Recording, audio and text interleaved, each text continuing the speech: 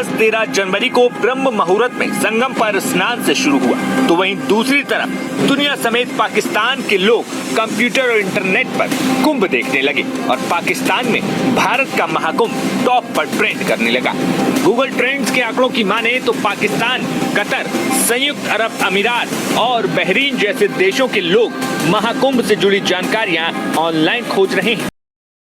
Mahakumbh futuristic Mahakumbh कहा जा रहा है इसको।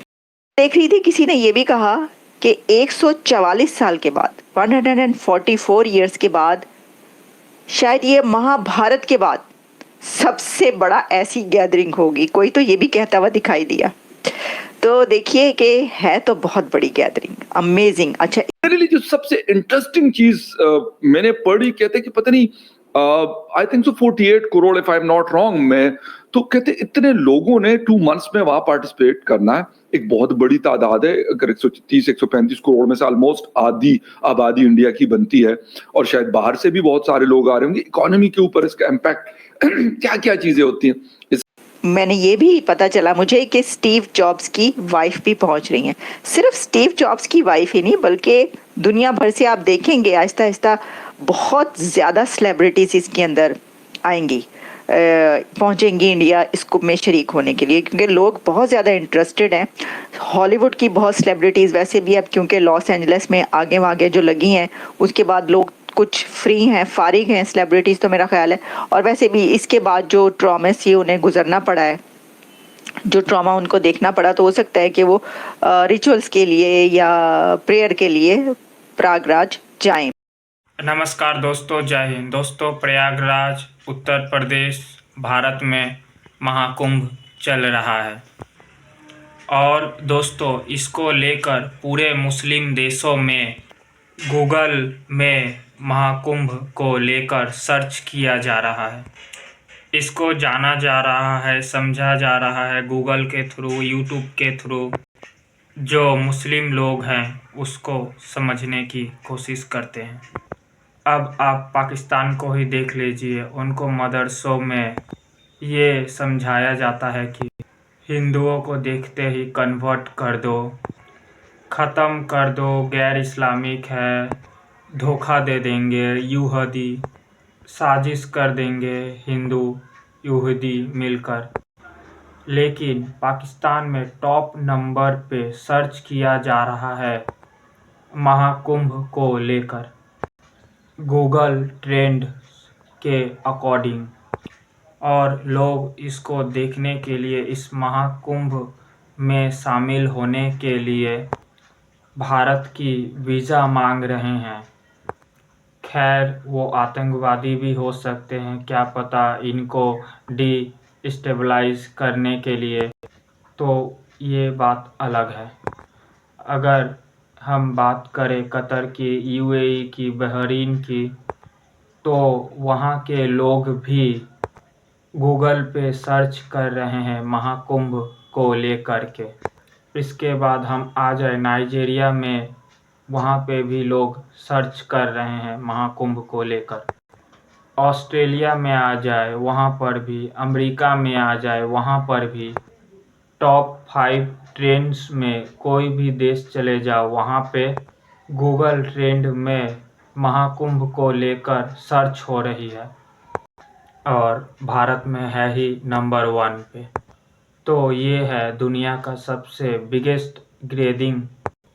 इसे ऐसे ही नहीं कहा जा रहा है, इसको 50 करोड़ 47 करोड़ लोग ऐसे ही नहीं आ रहे हैं। दोस्तों, अगर वीडियो अच्छी लगी हो तो वीडियो को लाइक, कमेंट, शेयर जरूर करें। जय हिंद, जय भारत। वहीं पाकिस्तान में हमने कुंभ की चर्चाओं पर वहां के वरिष्ठ पत्रकार सज्जाद अहमद पीरजादा से बात की। उन्होंने बताया कि कैसे भारत आने के लिए तमाम लोग वीजा अप्लाई करते हैं, वो भारत के धार्मिक कार्यक्रमों में शामिल होना चाहते हैं, लेकिन उनको वीजा नहीं मिल पाता। मैंने ये भी पता चला मुझे कि स्टीव जॉब्स की वाइफ भी पहुंच रही हैं। सिर्फ स्टीव जॉब्स की वाइफ ही नहीं, बल्कि दुनिया भर से आप देखेंगे आहिस्ता आहिस्ता बहुत ज़्यादा सेलिब्रिटीज़ इसके अंदर आएंगी, पहुंचेंगी इंडिया इस कुंभ में शरीक होने के लिए, क्योंकि लोग बहुत ज़्यादा इंटरेस्टेड हैं। हॉलीवुड की बहुत सेलिब्रिटीज़ वैसे भी अब क्योंकि लॉस एंजलिस में आगे जो लगी हैं, उसके बाद लोग कुछ फ्री हैं, फारिग हैं सेलिब्रिटीज, तो मेरा ख्याल है। और वैसे भी इसके बाद जो ट्रॉमा से उन्हें गुजरना पड़ा है, जो ट्रॉमा उनको देखना पड़ा, तो हो सकता है कि वो रिचुअल्स के लिए या प्रेयर के लिए प्रयागराज जाएं। और वैसे भी लोग जाते हैं, तो ऑब्वियसली अगर 144 ईयर्स के बाद महाकुंभ हो रहा है तो वहाँ पर तो जाएंगे ही। तो ये मैं आपको बताना चाहती थी कि ये जो है एक ऐसा मेला है कि जिसके अंदर अब इंडिया अपनी AI पावर शो करेगा, अपनी जो टेक पावर है वो तो खैर पूरी दुनिया को मालूम ही है, लेकिन इस फेस्टिवल के अंदर किस तरीके से उसने जो है इसको हर तरह के जो इक्विपमेंट है उसका इस्तेमाल हमें नज़र आएगा। तो ये तो है इसकी बात। अच्छा, बड़ी बात है, देखें ये इसीलिए तो 7,000 करोड़ उनका बजट है इसके ऊपर। मेरा तो ख्याल है बढ़ जाएगा ये, लेकिन एनीवेज अभी तक हमें ही पता चला 7,000 करोड़, लेकिन उसके ऊपर वो कमा भी तो 2 लाख करोड़ रहे हैं, $27 बिलियन। एक फेस्टिवल सा माहौल है बहुत बड़ा। सर एक तो थोड़ा सा उस हवाले से बताएं, और फिर आते हैं कि यार इकोनॉमिक एक्टिविटीज इसके अंदर क्या होगी। लाजमी बात है, अगर इतने करोड़ लोग आते हैं, वो खाना भी खाएंगे, वो वहां स्टे भी करेंगे, वो घूमेंगे फिरेंगे भी, गाड़ियों का इस्तेमाल भी करेंगे, और मतलब एयरलाइंस को बिजनेस मिलेगा, होटल्स रेस्टोरेंट्स, वो सारी चीजें बाद में करेंगे। लेकिन इससे पहले थोड़ा सा अगर बता दें इस मेले के हवाले से, हर साल होता है, 2 साल बाद होता है, या क्या सीन है इसका? जी, ये बेसिकली एवरी 12 ईयर होता है। मतलब ये बेसिकली जो प्लैनेट्स हैं और उनकी अलाइनमेंट के ऊपर है। तो बृहस्पति, जुपिटर कहते हैं, जब ये सूरज और मून एक साथ अलाइन हो जाते हैं, तो ये चूंकि हमारे यहाँ हर वर्ष पंचांग निकलता है, तो ग्रहों की दशा मतलब डायरेक्शंस के हिसाब से वो डिसाइड होता है कि कब होली पड़ेगी, कब दीपावली पड़ेगी, या कब कौन सा जो हमारा भारतीय कैलेंडर है, जो हमारा एंशिएंट में जो भी उनकी समझ थी एस्ट्रोलॉजी की, उस समझ के हिसाब से वो पंचांग आज भी बनता है, और उन्हीं तिथियों के हिसाब से इनको बनाया जाता है। तो हर 12 साल में ये होता है, क्योंकि हर 12 साल इसी डेट को ये जो ग्रह हैं, ये ग्रह मतलब ये प्लैनेट्स, ये अलाइन होते हैं। तो ये प्री कैलकुलेटेड रहता है। इसको साइंटिफिकली भी आप मेजर करके इसको यूनाइटेड नेशन जो इंटेंजिबल कल्चरल हेरिटेज है, यूनेस्को ने इसको रिकॉग्नाइज किया 2017 में as a intangible cultural history of humanity. आप इसकी इम्पोर्टेंस को ऐसे आप देख सकते हैं कि इट हैज बीन, तो ये चूंकि ह्यूमैनिटी का है, तो ये हमारा भी है और आपका भी है। किसी मतलब मानवों के द्वारा किए गए, इंसानों के द्वारा क्रिएट की गए अपनी समझ के द्वारा सेलिब्रेशन का तरीका था। तो उसमें यही है कि एक पर्टिकुलर डे जब बृहस्पति यानी कि जुपिटर सन के साथ अलाइन होते हैं, मून के साथ, every 12 year this alignment takes place, और उसी दिन इसको महाकुंभ इसीलिए कहा जाता है। एक अर्धकुंभ भी होता है, वो भी जब ये हाफ वे रहते हैं तो वो 6 साल में एक अर्धकुंभ भी ऑर्गेनाइज किया जाता है। मगर ये महाकुंभ यही है, एग्जैक्टली ऑन दिस डे, ये जब ये शुरू होगा तो अलाइनमेंट इन सारे ये जो प्लैनेट होंगे प्लस सन का होगा, वो एक साथ आ जाएंगे। और जैसे हमारे यहाँ मकर संक्रांति होता है जो 14 जनवरी के आसपास शुरू होता है, जिसमें लोग पतंगे हमारे यहाँ उड़ाते हैं, आप क्या पतंगे। तो वो जो मकर संक्रांति में भी यही होता है कि जिसको आप सन का जो डायरेक्शन है वो उत्तरायण से होके दक्षिणायन में या दक्षिणायन से होके उत्तरायण में जाता है, उस मूवमेंट के हिसाब से उसको फिर मनाते हैं कि वेदर जो है, सीजन जो है वो चेंज होना शुरू हो जाएगा। उसकी ये सिग्निफिकेंस है मकर संक्रांति की। खिचड़ी भी कहते हैं उसको हमारे यहाँ। तो ये उसका सिग्निफिकेंस है। और उस दिन भारत के जितने श्रद्धालुगण हैं वो लोग जाते हैं, और वो श्रद्धालुगण जो है वो अपनी उनका ये मानना है कि ये जो नहाएंगे उसमें तो उनसे जो है अच्छी वाइब्स आएंगी, अच्छे उनके जो डिजायर होंगे वो फुलफिल होंगे, और भी चीजें कल्चरल सिग्निफिकेंस है।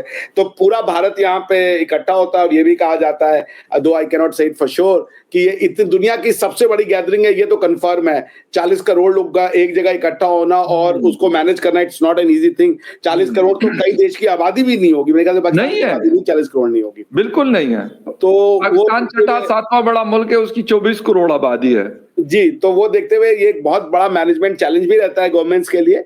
और फिर भी ये है कि आप जाएंगे तो आपका एक रुपए भी चोरी नहीं होगा। मतलब मैं जा चुका हूँ, क्योंकि ना मेरी दादी जो थी वो कल्पवास करती थी, वहां पे तंबू लग जाते हैं, जो वृद्ध लोग होते हैं वो वहां 2-2 महीने जाकर के टेंट गाड़ दिए जाते हैं, वो लोग उसी में रहते हैं। संगम है यहाँ पे, जमुना, गंगा और सरस्वती तीनों नदियां का कॉन्फ्लुएंस है, संगम में मिलती है वहां पे।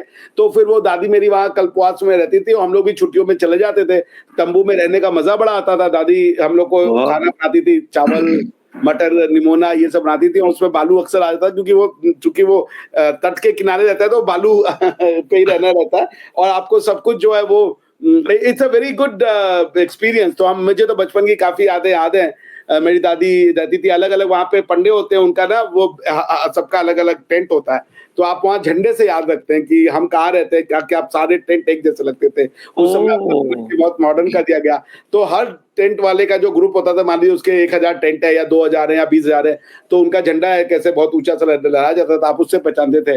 तो मेरी दादी मुझे बचपन में सिखाती थी कि लाल पीला झंडा बैजनाथ पंडा, ये भूलना मत कभी अगर घूम जाए तो। आपने जो कहानी की है कि कुंभ के मेले में घूम गए, मैं वही ना फिल्मों में लगता कि कुंभ के मेले में जी गुम हो गए थे। मैंने कहा पता नहीं यार कौन सा मतलब ऐसे मेले होंगे, लेकिन अभी देख के मुझे वाकई लगता है कि अगर जहाँ पे 48 करोड़ लोग आ रहे हैं तो वाकई वो तो मतलब वाकई शहरों को तो खैर छोड़ ही देते हैं, लेकिन ये तो कंट्रीज की पॉपुलेशन नहीं होती, बड़े बड़े मुल्कों की पॉपुलेशन नहीं है। मतलब पाकिस्तान की 24 करोड़। इसका सिग्निफिकेंस ऐसे देख लें, स्टीव जॉब्स जो थे, जो एप्पल एग्जैक्टली उनकी वाइफ आई हैं और वो यहाँ पे सेलिब्रेट कर रही हैं, और सो इसका सिग्निफिकेंस है। ये मैंने कहा ना फकर भाई,